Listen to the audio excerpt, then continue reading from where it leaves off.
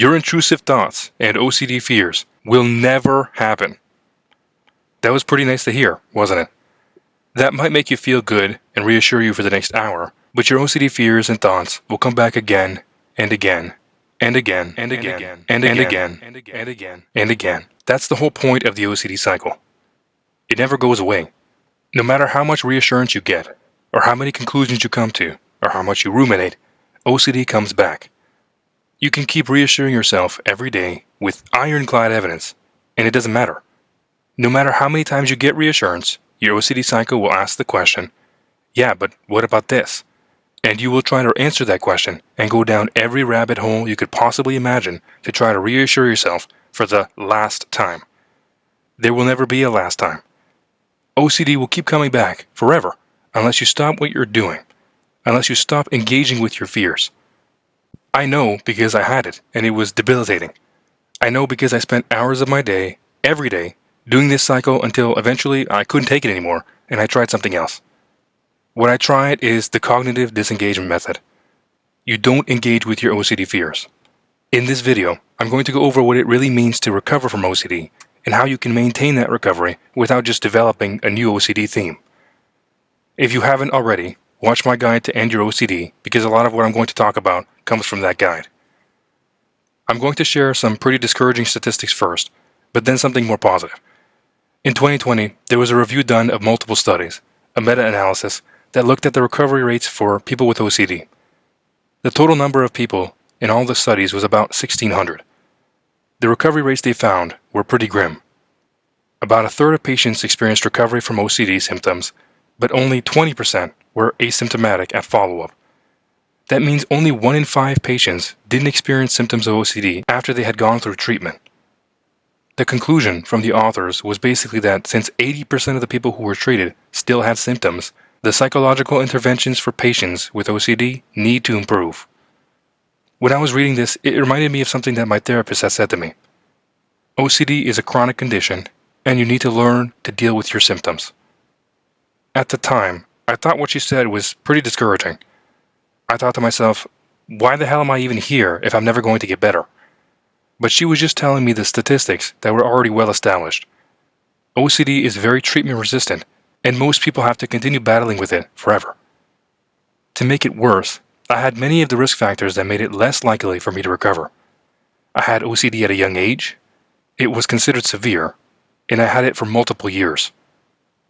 Here's the positive part. I did recover. I'm asymptomatic. I haven't gone through an OCD cycle in almost a year, and I don't ruminate anymore. I was part of those statistics for a very long time until I started doing the cognitive disengagement method. I'm a powerful anecdote because it means it is possible to fully recover despite having multiple risk factors working against you. Okay, so what does recovery look like?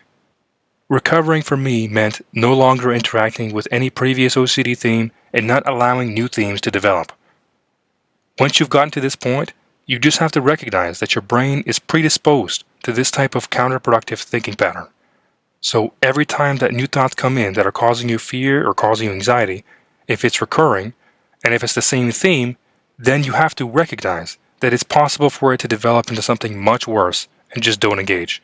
You don't want to go down that route again. You've already gone down that route. You already know where it leads. It leads to crippling OCD.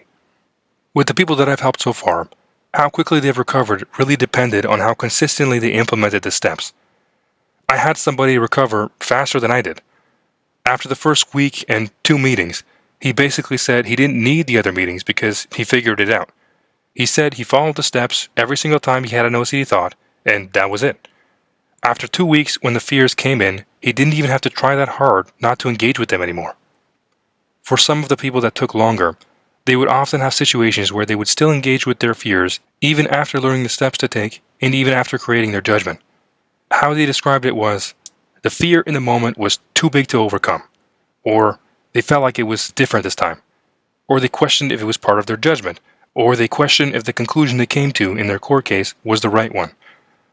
When they came down from the anxiety of the OCD cycle, they realized the thoughts were obviously related to their judgment. They also realized that in the moment, they weren't thinking clearly and they regretted giving into that doubt and engaging. But once they fully committed and did the steps every single time OCD thoughts came in, they recovered as well. For me, the first time I did this, it was basically out of desperation because nothing else I had tried at that point had worked. I was spending 2, 3, sometimes 4 or 5 hours a day ruminating about my OCD thoughts and coming up with conclusions and coming up with plans and doing this endless cycle. When I did the CDM for the first time, it took me about 30 minutes before a new thought came in. I calmed down, I stared blankly at the wall, and I just waited in silence. Within a few seconds, my OCD thoughts already came back and I started engaging with them again and planning what I would do without even realizing it.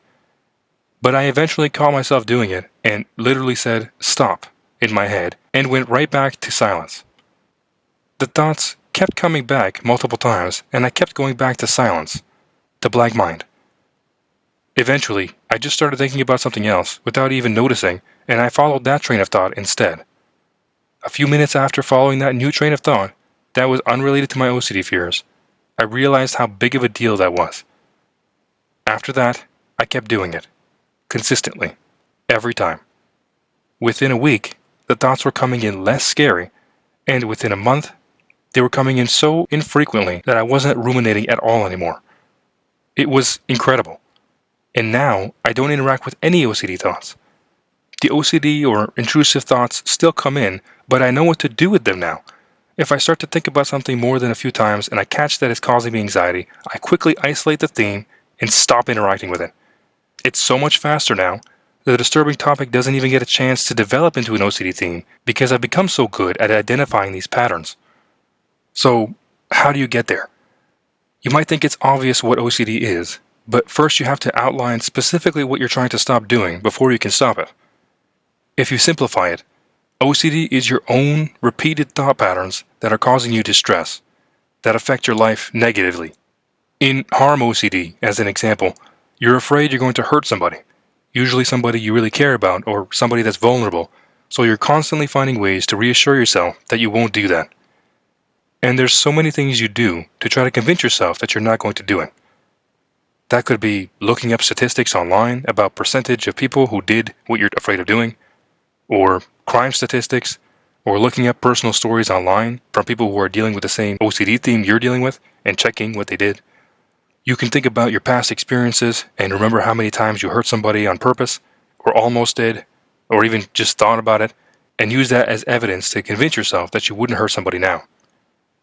You could put away anything that might be used to hurt the people you care about that may have come up in some of your intrusive thoughts, like knives, or pans, or sharp tools. Regardless of the theme, the OCD pattern is always the same.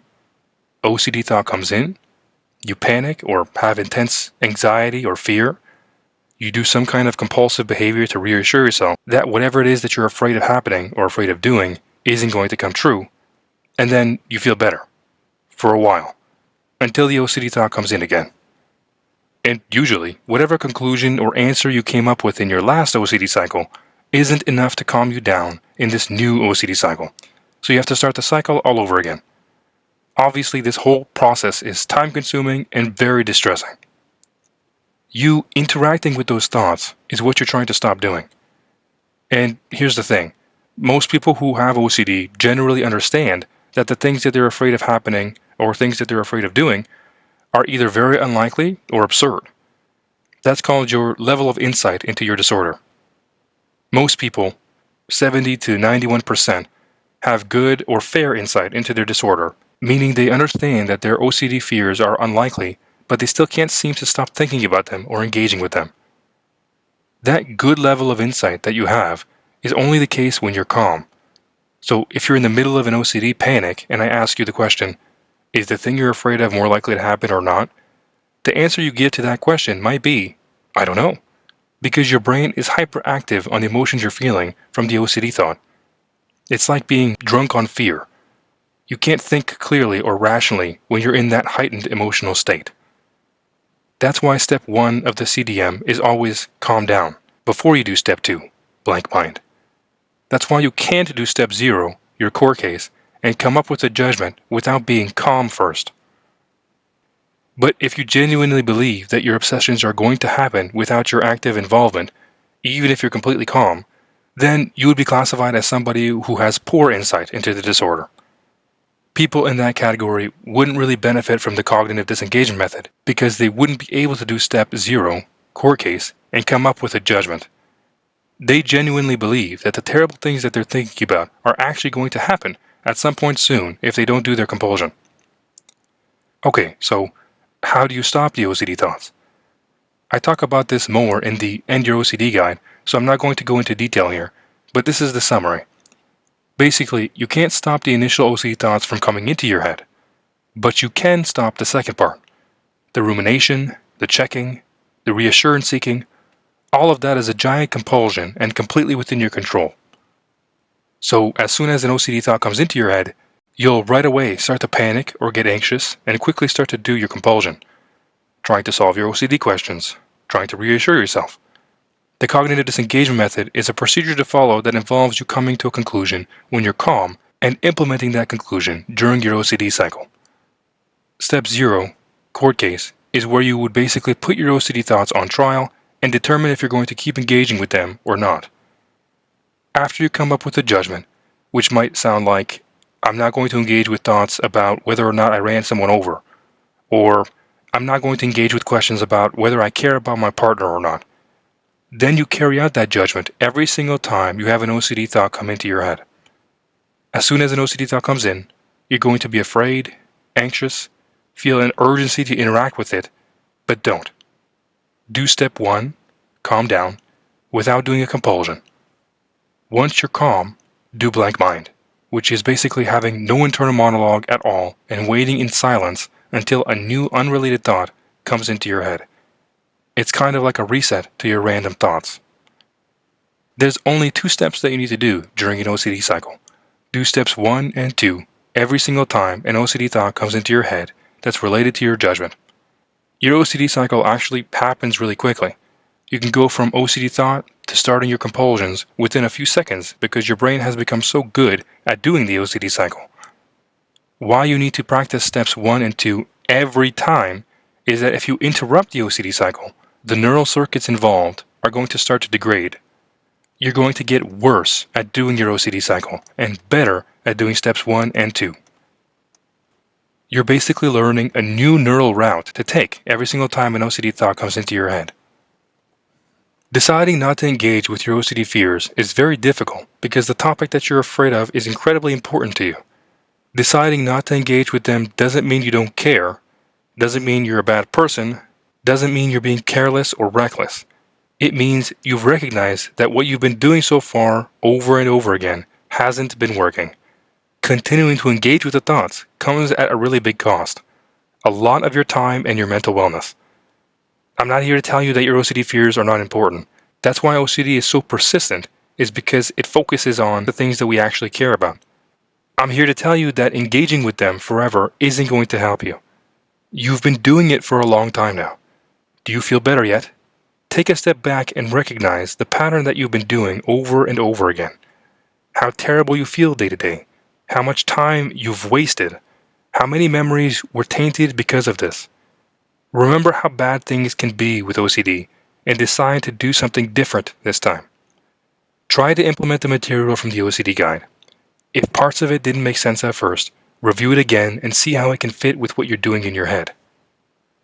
If you're still struggling, if you need extra support, if you feel like the information I'm giving in this video doesn't describe what you're dealing with in enough detail for you to implement this program, I offer a course as well that comes with one-on-one coaching sessions.